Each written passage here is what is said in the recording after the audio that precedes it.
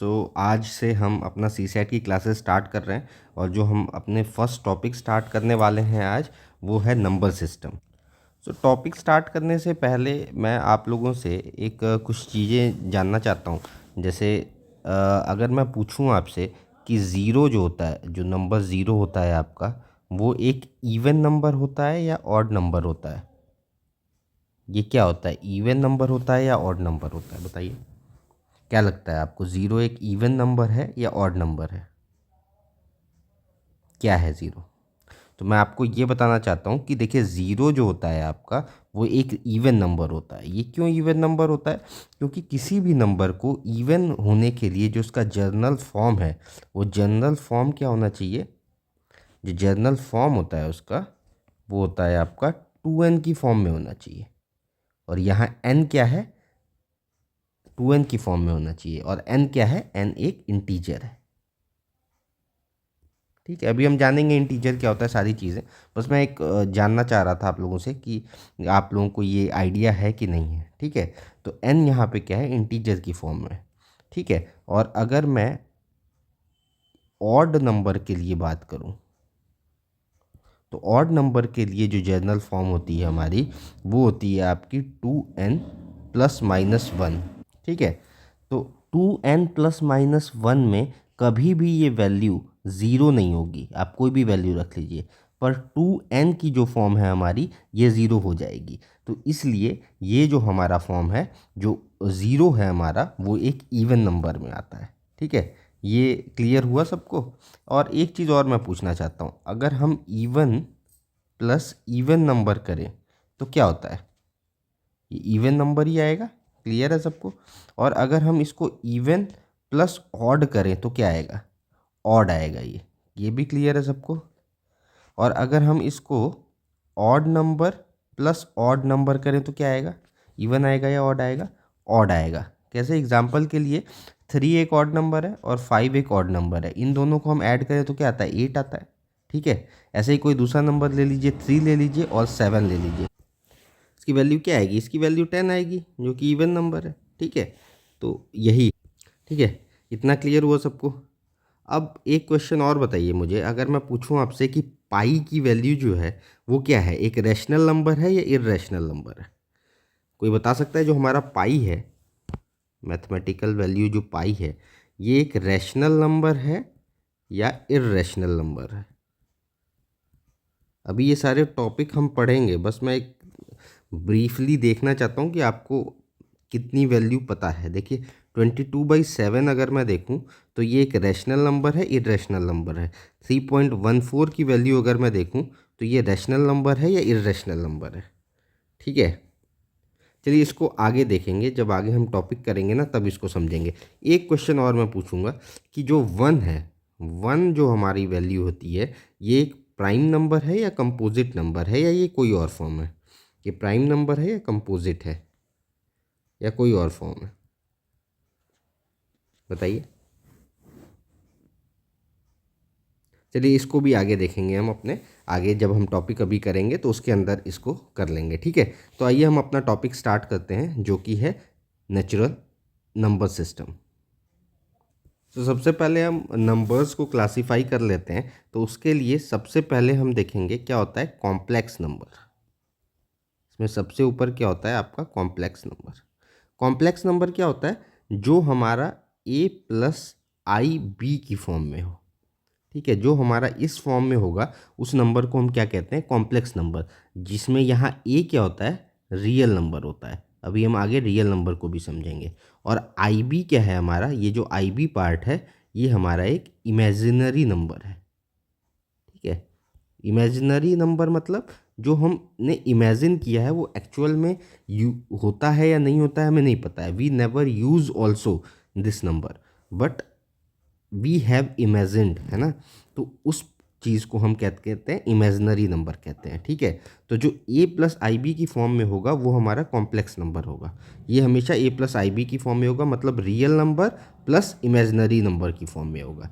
ठीक है, और further it will subdivided complex number is further subdivided into imaginary number and the real number. ठीक है। तो कॉम्प्लेक्स नंबर को हम फर्दर सब डिवाइड किस दो पार्ट में कर सकते हैं। एक हो गया हमारा इमेजिनरी और दूसरा क्या हो गया हमारा रियल नंबर, यही होगा, है ना। ये समझ आ गया होगा आपको कि इमेजिनरी नंबर और रियल नंबर में ही डिवाइड कर सकते हैं हम इसको, ठीक है।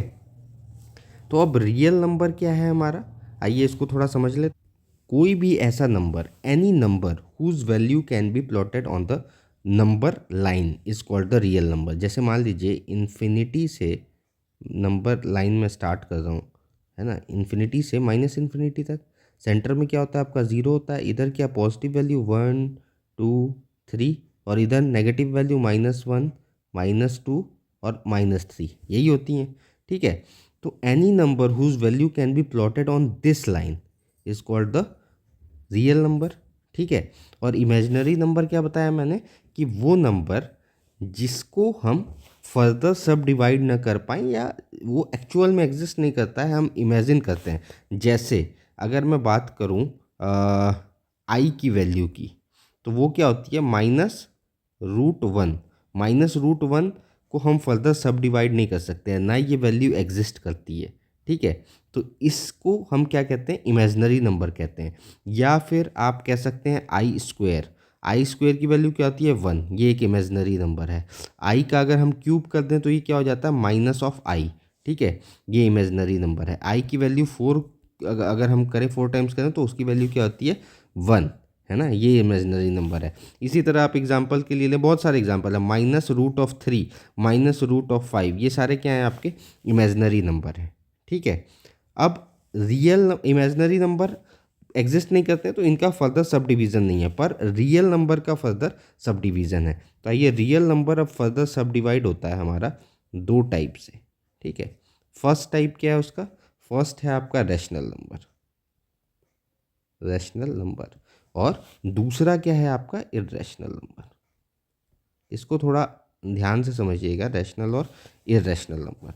रैशनल नंबर क्या होता है, कोई भी नंबर जिसे हम p/q की फॉर्म में लिख सकें, p/q की फॉर्म में अगर हम लिख सकते हैं तो वो नंबर हमारा रैशनल नंबर है। बस हमें एक चीज़ का ध्यान रखना होता है, q is never equal to zero, मतलब जो डिनोमिनेटर है वो can't be equal to zero. क्यों, ऐसा क्यों भाई, डिनोमिनेटर ज़ीरो क्यों नहीं हो सकता है, बताइए। बिकॉज अगर हम डिनोमिनेटर की वैल्यू ज़ीरो कर देंगे तो वो क्या होता है, इन्फिनिटी हो जाता है हमारा। किसी भी के भी वैल्यू अगर हम डिनोमिनेटर में ज़ीरो करते हैं तो उसकी वैल्यू क्या हो जाती है, इन्फिनिटी हो जाती है, हैं। इसको थोड़ा सा समझ जीते हैं। देखिए मान लीजिए मैंने लिखा है 8/2, मैंने लिखा है 8/2, तो 8/2 का क्या मतलब है, इसका मतलब है how many times 2 must be added to make 8, ठीक है, क्लियर है। जैसे 2 + 2 4 + 2 6 + 2 8, तो 4 टाइम्स अगर हम 2 को ऐड करें तो क्या मिलता है, 8 मिलता है, ठीक है। ऐसे ही अगर मैं देखूं मान लीजिए कहीं पे लिखा है 16/4, 16/4, तो 16/4 का मतलब क्या है कि कितनी बार हम 4 को ऐड करेंगे कि हमें 16 मिल जाए। तो ये कितनी बार ऐड करेंगे, 4 बार ऐड करेंगे हम तब मिलेगा, ठीक है। ऐसे ही मान लीजिए अगर लिखा हुआ है 15/5, तो कितनी बार हम 5 को ऐड करेंगे कि हमें 15 मिल जाए, तो 3 बार ऐड करेंगे तो 15 मिलेगा। सिमिलरली अगर किसी वैल्यू के अंडर में 1 के अंडर में अगर ज़ीरो लिखा हुआ है तो कितनी बार मैं ज़ीरो को ऐड करूँगा तो मुझे 1 मिल जाएगा, बताइए कितनी बार ऐड करेंगे। तो इसको हम इनफाइनाइट टाइम्स ऐड करेंगे तब जाके, मतलब एक एजम्पशन है कि इनफाइनाइट टाइम्स ऐड करने पे जो वैल्यू है हमारी वो 1 हो जाती है, ठीक है। जैसे अगर आप कहीं समुंदर के किनारे खड़े हैं और दूर तक देखेंगे तो एक जगह आपको ऐसा लगता है जैसे जो बादल है और धरती है वो मिल रही है, पर ऐसा होता है जब आप उस पॉइंट के पास जाएंगे तो और दूर हो जाएगा, और दूर हो जाएगा, है ना। तो ऐसा एज्यूम किया जाता है कि कहीं इनफाइनाइट डिस्टेंस के बाद कहीं वो जाके इक्वल हो जाता है, मतलब मिल जाता है ना। तो वही चीज़ है। और 1/0, 0 + 0 + 0 + 0 + 0 + 0, अब इसको कितना लिखेंगे आप, इनफाइनाइट टाइम्स लिखेंगे, उसके बाद जाके कहीं ये वैल्यू 1 होगी, ठीक है। तो आपको समझ में आया कि किसी भी चीज़ की जब वैल्यू के नीचे जब 1 आ जाता है, 0 आ जाता है, तो इसलिए हम उसको इन्फिनिटी कहते हैं। ठीक है, आई होप ये क्लियर होगा। अब आते हैं इर्रेशनल नंबर पे, है ना। तो इर्रेशनल नंबर क्या होते हैं? रैशनल नंबर क्या है? जिसको पी बाई क्यू की फॉर्म में लिखे हैं और क्यू की वैल्यू नॉट इक्वल टू 0 होना चाहिए। ठीक है, और इर्रेशनल नंबर में क्या हो जाएगा? Number that cannot be represented by in form of P by Q. Number that cannot be represented in form of P by Q. अब जैसे मान लीजिए मैं 10/3 लिखता हूँ, तो इसकी वैल्यू क्या है? 3.3333, ये चलती रहेगी, है ना। तो ये रिप्रेजेंटेड है in the form of P by Q. मैं 1.25 की वैल्यू पूछता हूँ, तो आप क्या कहोगे? 5/4, ये रिप्रेजेंटेड है, मतलब ये रैशनल नंबर है ना। क्लियर है सब। पर जब मैं बात करता हूँ कि आपसे कोई ऐसी वैल्यू की जो कि रिप्रेजेंट कर रही है किसी नंबर को, पर उसकी जो पॉइंट्स के बाद की वैल्यू है वो मतलब किसी पैटर्न में ही ना हो। जैसे ये आपने देखा यहाँ, तो ये तो पैटर्न में था 3.3333, और यहाँ आपने देखा तो 1.25 है ना। पर अगर मैं आपसे पूछता हूँ कि पाई की वैल्यू क्या होगी, तो पाई की वैल्यू आप क्या बताओगे? 3.14। पर अगर आप गूगल पे सर्च करें या कैलकुलेटर में, साइंटिफिक कैलकुलेटर में आप सर्च करें, तो इसकी वैल्यू कितनी होती है? 3.141592659265358979, ये वैल्यू कभी ख़त्म नहीं होगी। और आप देख रहे हो कि इसमें कोई स्पेसिफिक पैटर्न नहीं बन रहा है, हमेशा वैल्यू चेंज हो रही है। ठीक है, तो इर्रेशनल नंबर वो नंबर होते हैं कि when infinite number of digits are there and that too without any pattern. ठीक है, इनफाइनाइट डिजिट्स हैं और कोई पैटर्न नहीं है। यहाँ पे क्या है? फाइनाइट इनफाइनाइट डिजिट है पर एक पैटर्न है। ठीक है, पर यहाँ पे कोई पैटर्न नहीं है। ठीक है, तो पाई क्या हो गया आपका? पाई आपका एक इर्रेशनल नंबर हो गया। ऐसे ही अगर आप √2 की वैल्यू सर्च करो, √2 की वैल्यू कितनी होती है?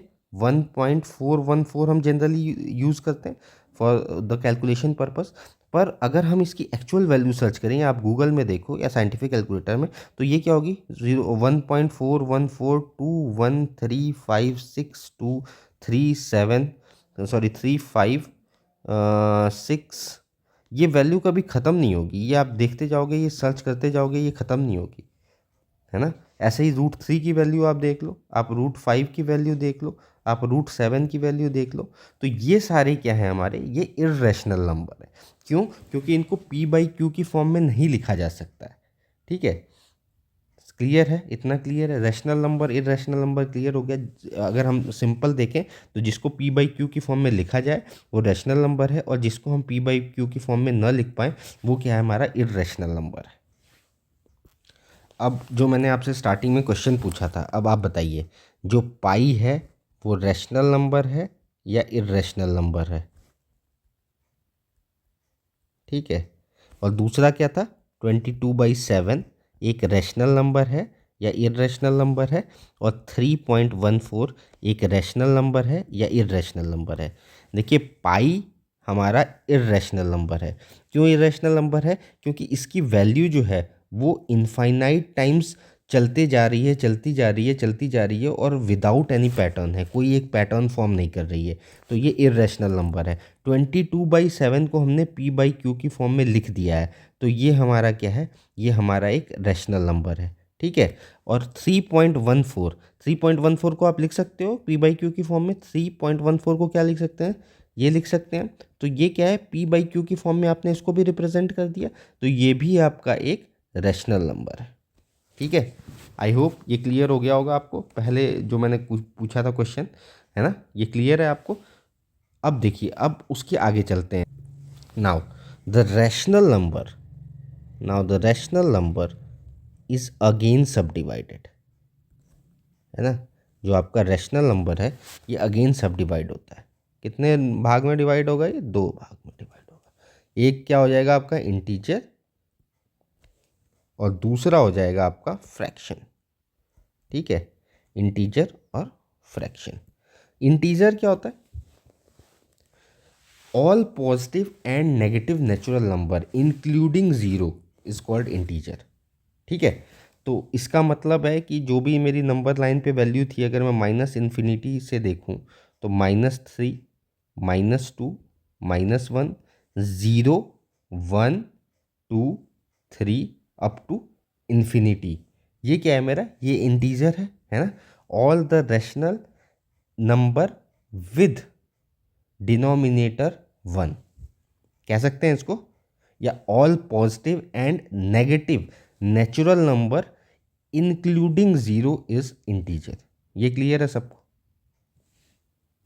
अब इसमें अगर मैं देखूं, ये जो पॉजिटिव इंटीजर है, ये जो पॉजिटिव इंटीजर है, इसी को हम क्या कहते हैं, नेचुरल नंबर कहते हैं। ये जितने भी पॉजिटिव इंटीजर है इसी को हम क्या कहते हैं, नेचुरल नंबर कहते हैं। या इनको काउंट किया जा सकता है ना, तो इनको हम क्या कहते हैं, काउंटिंग नंबर भी कहते हैं। क्यों? क्योंकि इनके द्वारा काउंट किया जाता है। ठीक है, so the positive integer is known as natural number and the counting number. Clear है ना। पर अगर मैं इस नेचुरल नंबर के साथ साथ ज़ीरो को भी इंक्लूड कर देता हूँ तो ये हमारा बन जाता है होल नंबर। ठीक है, ये हमारा क्या बन गया, whole number. So when the natural number along with zero is included then it is called the whole number. ठीक है, अब अगर मैं ज़ीरो के इधर की वैल्यू देखूं तो ये वैल्यू क्या है मेरी, नेगेटिव इंटीजर है।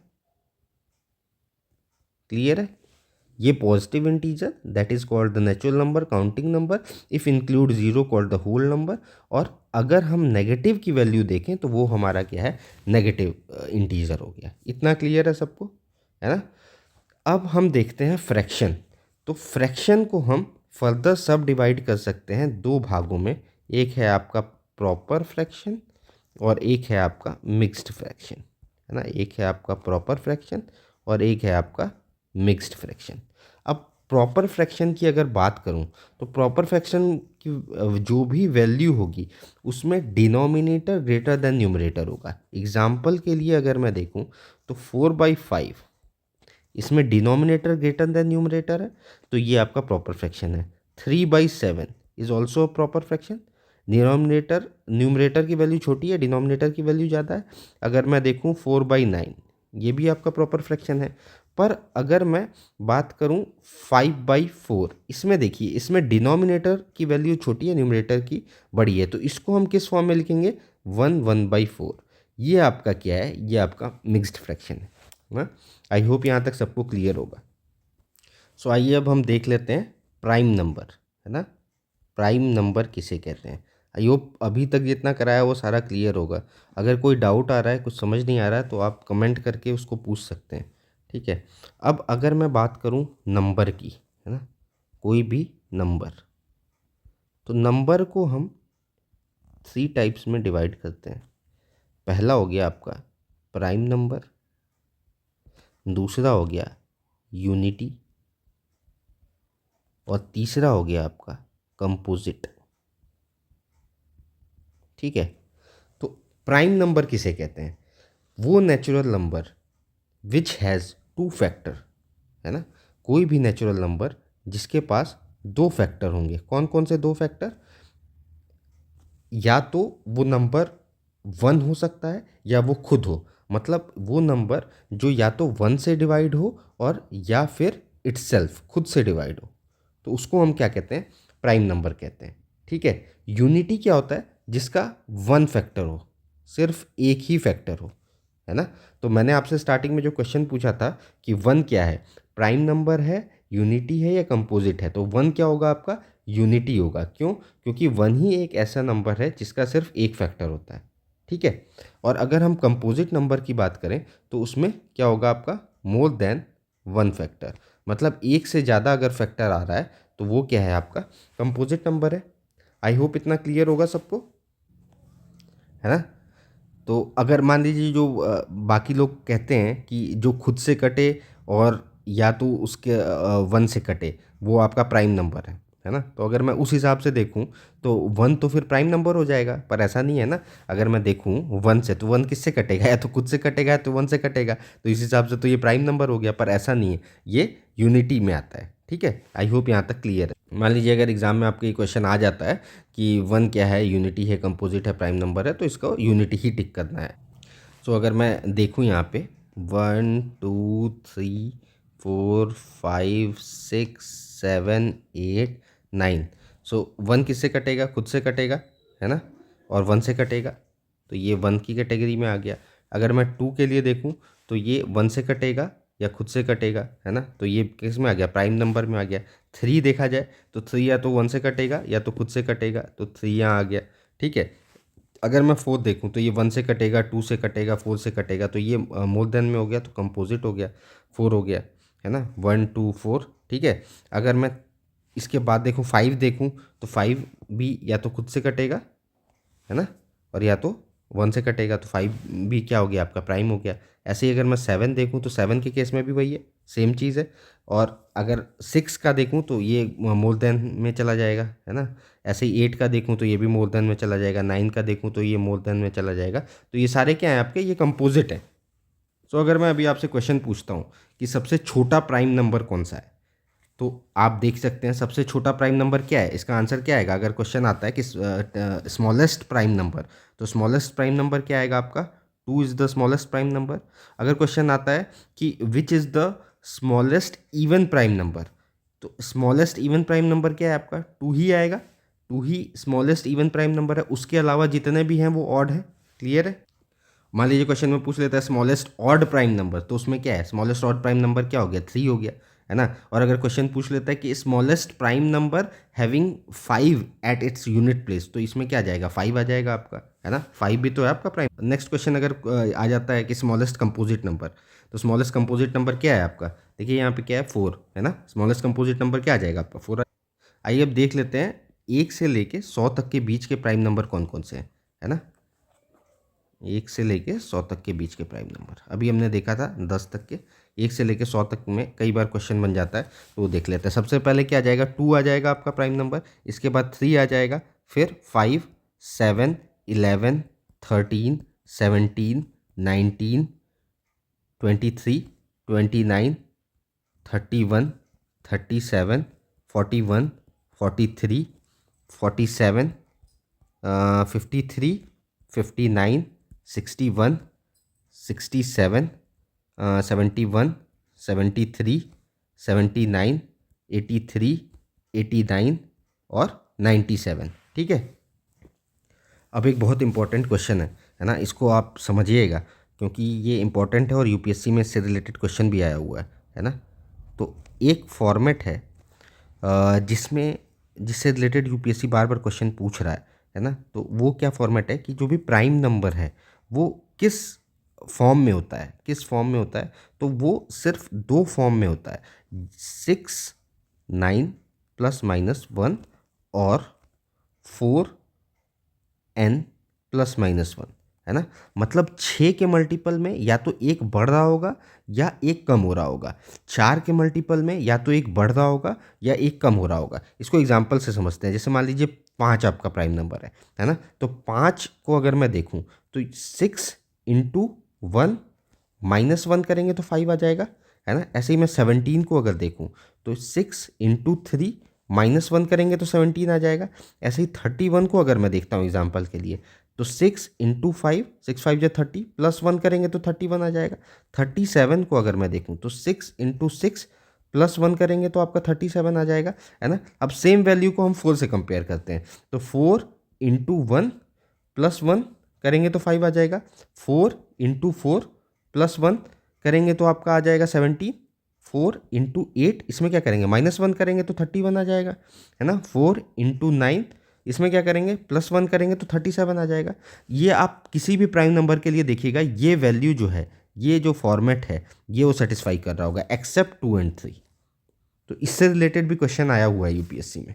ठीक है, तो अब कुछ क्वेश्चन और देख लेते हैं इवन नंबर से रिलेटेड, सॉरी प्राइम नंबर से रिलेटेड। अगर मान लीजिए क्वेश्चन पूछता है आपसे स्मॉलेस्ट 3 डिजिट प्राइम नंबर, है ना। स्मॉलेस्ट 1 डिजिट तो आपने देख लिया था प्राइम नंबर क्या होता है, 2 होता है। पर अगर वो पूछ लेता है कि 3 डिजिट हमें स्मॉलेस्ट प्राइम नंबर बताइए, तो स्मॉलेस्ट 3 डिजिट प्राइम नंबर क्या होगा, 101 होगा, स्मॉलेस्ट थ्री डिजिट, और अगर वही ये चीज़ पूछ लेता है largest three digit prime number, तो ये क्या होगा, 997 वैल्यू आ जाएगी, है ना। अगर वो पूछ लेता है only pair with the consecutive odd prime number, है ना, ऐसे पेयर जिसमें कॉन्जिक्यूटिवली ऑड हों, तो ये क्या होंगे आपके 3, 5 और 7, इसके बाद के कोई भी कॉन्जिक्यूटिव ऑड पेयर्स नहीं बनेंगे, ठीक है। अरे मान लीजिए एग्ज़ाम में एक ऐसा क्वेश्चन आ जाए, उसमें पूछ दे कि the sum of the smallest three digit prime number and the largest three digit prime number, तो क्या होगा। देखिए आसान क्वेश्चन है, इसमें आपको क्या करना है, smallest three digit prime number क्या है 101, और largest three digit prime number क्या है 997, तो इसको अगर आप ऐड करते हैं तो ये क्या होता है 1098, तो इसका आंसर क्या हो जाएगा 1098। आई होप यहाँ तक आपको सारा जो टॉपिक अभी तक समझाया है वो समझ आया होगा। वीडियो काफ़ी लंबी हो रही है, नेक्स्ट जो हमारी वीडियो आएगी इसमें हम लोग क्वेश्चंस करेंगे, मैक्सिमम जो इतने भी क्वेश्चंस हैं वो हम करेंगे नंबर सिस्टम से रिलेटेड, जिसमें प्राइम नंबर के भी बहुत सारे क्वेश्चन बचे हुए हैं, वो प्राइम नंबर के मैक्सिमम क्वेश्चन हम लोग करेंगे। आई होप ये वीडियो समझ आई होगी आपको। अगर नहीं आई है, कोई डाउट आ रहा है या आपको लग रहा है कि लेवल थोड़ा हाई है, तो आप मैसेज करिएगा, मैं उस हिसाब से वीडियो को आगे की जो भी वीडियो आएगी उसको उस तरीके से बनाऊंगा कि लेवल आपको नॉर्मल लगे। वैसे मैंने कोशिश किया है कि जो भी लेवल रहे वो एकदम मतलब बिलो, मैंने एकदम स्टार्टिंग से शुरू किया है, पर फिर भी अगर आपको लग रहा है तो आप एक बार मैसेज करिएगा, मैं उसको उस तरीके से बनाऊंगा।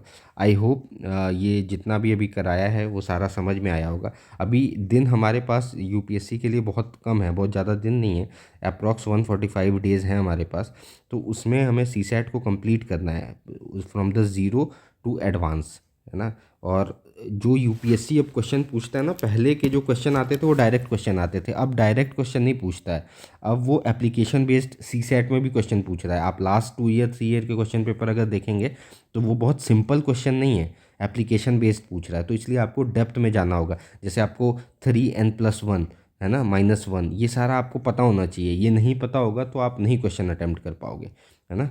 Okay, thank you so much.